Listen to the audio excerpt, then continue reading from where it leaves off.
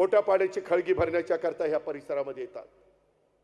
तो घटनेचे शिल्पकार डॉक्टर बाबासाहेब आंबेडकरांनी दिलेला त्यांना अधिकार आहे। युगपुरुष छत्रपती शिवाजी महाराजांच्या त्या ठिकाणी शिवशाहू फुले आंबेडकरांच्या विचारधारेने आम्ही पुढे चाललेलो आहे। आम्ही जाती जातीमध्ये धर्मामध्ये तेढ निर्माण करू इच्छित नाही। सगळा समाज आपला आहे। युगपुरुष छत्रपती शिवाजी महाराजांनी हिंदवी स्वराज्याची स्थापना करत असताना 18 पगड जाती 12 बलुतेदारांना बरोबर घेऊन हिंदवी स्वराज्याची स्थापना केली। हा इतिहास कोणी विसरू शकत नाही। मग असं असताना काही चांगल्या कार्यकर्त्यांना संधी देऊन त्या भागाचा कायापालट करायला नको। याच्यामध्ये मगाशी मी त्या अमोल बालवडकरचं भाषण ऐकत होतो। काय चूक आहे त्यांची? उद्याच्याला एखाद्या कार्यकर्त्यांनी एखादी मागणी केली आणि ती आपल्याला देता आली नाही तर 4 गोष्टी समजून सांगता येतात। शेवटपर्यंत तुम्ही त्यांना खिळवत ठेवता, तुम्ही त्यांना नीटपणे उत्तर देऊ शकत नाही। अरे त्यांनी जीवाचं राज केलं पक्ष वाढवण्याच्या करता आणि तुम्ही मात्र त्यांना अशा पद्धतीने खड्यासारखं बाजूला टाकता। ही महाराष्ट्राची संस्कृती नाहीये, हा महाराष्ट्राचा इतिहास नाहीये। इथं माझ्या लाडक्या बहिणी बसल्यात, मला तुमच्याबद्दल अभिमान आहे। आज बहिणी देखील ह्या 2 भावांच्या मागे मजबूतीने उभ्या आहेत, बाबूराव आणि आमच्या अमोलच्या।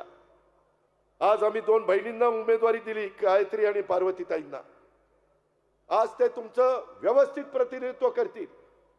आज तुमच्या माझ्या भागातल्या ट्रॅफिकची समस्या, बाणेर रोडला ट्रॅफिकची समस्या, पुणे सातारा रोडला हायवेला ट्रॅफिकची समस्या, सर्व्हिस रोड बाणेर ते बावधन रोड माळुंगे सूस इथे निर्माण झालेली ती समस्या आपल्याला सोडवायची आहे।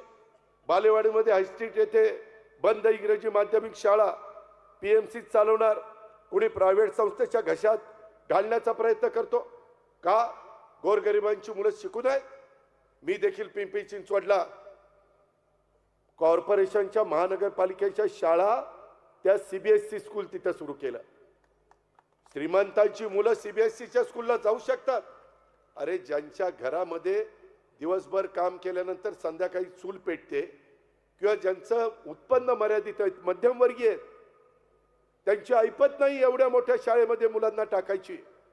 मग त्यांच्या मुलांना उद्याचा भारताचा जबाबदार नागरिक म्हणून त्याला शिक्षण घेण्याचा अधिकार नाही? राईट टू एज्युकेशन कायदा केलेला आहे, कशा करता केला आहे? या महाराष्ट्रात आणि या देशामध्ये जन्माला आलेल्या प्रत्येक मुलाला मुलीला शिक्षण मिळालं पाहिजे। ते महात्मा ज्योतिराव फुले आणि सावित्रीबाई फुलेंनी आपल्याला शिकवलेलं आहे। पुण्यश्लोक अहिल्यादेवी होळकरांनी आपल्याला कशा पद्धतीने समाजाचं भलं करायचं असतं, बारव बांधायचे असतात, विहिरी बांधायचे असतात, घाट बांधायचे असतात, देवळं बांधायची असतात, तो इतिहास त्यांचा आपल्या सगळ्यांच्या समोर आहे।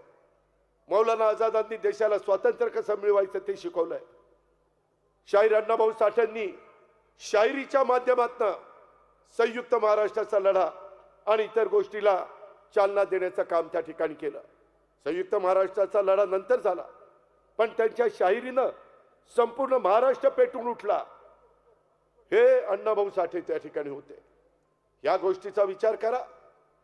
त्याच्यामध्ये सर्वांना तिथं राजमाता जिजाऊ, शिवबाला जन्म दिला त्या राजमाता जिजाऊ, रमाई माता, किती नावं घेऊ, अशी माणसं, स्वराज्य रक्षक छत्रपती संभाजी महाराज, जे आयुष्यामध्ये एक देखील लढाई हरली नाही असा राजा परत पृथ्वी तलावावर होणं शक्य नाही, ते छत्रपती संभाजी महाराज।